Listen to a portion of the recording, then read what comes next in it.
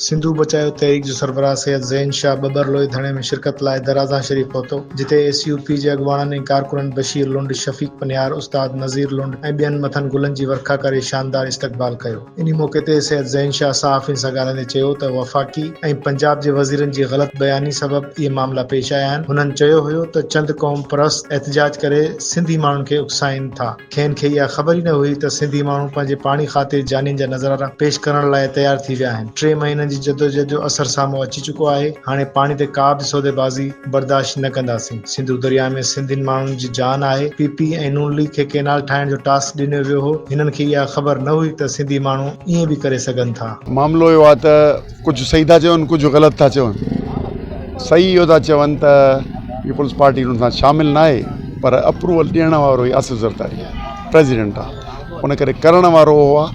हा, सलाह मसइले में गॾु आहिनि ॿई, नून ऐं ॿई पाण गॾु आहिनि। उन करे सच इहो आहे जंहिं तां ही जॾहिं इहा शइ ज़ाहिर थी आहे त ए सौदा प्री इलेक्शन्स आहिनि। ज़मीनूं ॾींदासूं ऐं ही कॉर्पोरेट फार्मिंग जो जेको आहे उहो बि तॾहिं जो आहे।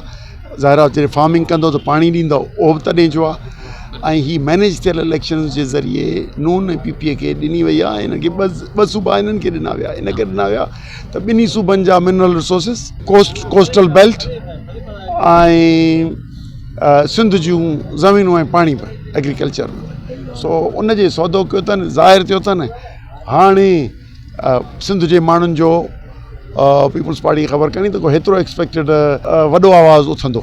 उन्हनि सम्झो त इहे जेके MP MNA वज़ीर उन्हनि सां गॾु आहिनि, उहे बसि उहो ई आवाज़ु आहे, उहे असां सां गॾु आहिनि, माना सॼो आवाम गॾु आहे। पर अॼु ख़बर पइजी वई त सिंध जो माण्हू पंहिंजे मसइलनि ते माज़ीअ में बि जॾहिं सिंध जो विरहाङो हिननि कयो पे इंतिज़ामी, उन ते बि सिंध जे माण्हू रस्तनि ते निकितो। पर सिंधू नदी उन सां त पंहिंजी साह वांगुरु उन सां मोहबत कनि था। जियापो आहे उहो हिकिड़ो अलॻि आहे। ज़राअत जो असांजो सॼो करंगो सिंध खे बर्बादु थींदे ॾिसूं, सिंधी माण्हुनि खे पंहिंजे वतन में दरबदर थींदे, ॻोठ ख़तमु थींदे ॾिसूं, इहो न थींदो। सिंध जे माण्हुनि पंहिंजो रिएक्शन ॾेई छॾियो आहे। उन करे ए वापसि वठिणा पवंदा कंहिं बि सूरत में। ऐं हाणे भले नानीअ वेड़ो करे पोइ पीपल पार्टी क्रेडिट खणे, नून खणे या खणी जनरल खणे, उन सां असांजो मसइलो कोन्हे। उहो भले सभु वञी चओ त असां कयो आहे, पर इहो किन्नू कमु गॾिजी गॾु कयो अथनि त हाणे इनखे सिधो वरी पाण कनि ख़राबु कमु। उन करे असां इहो था चऊं, सिंध जे माण्हुनि जो आवाज़ु 2-3 महीननि खां चिटो अची वियो आहे।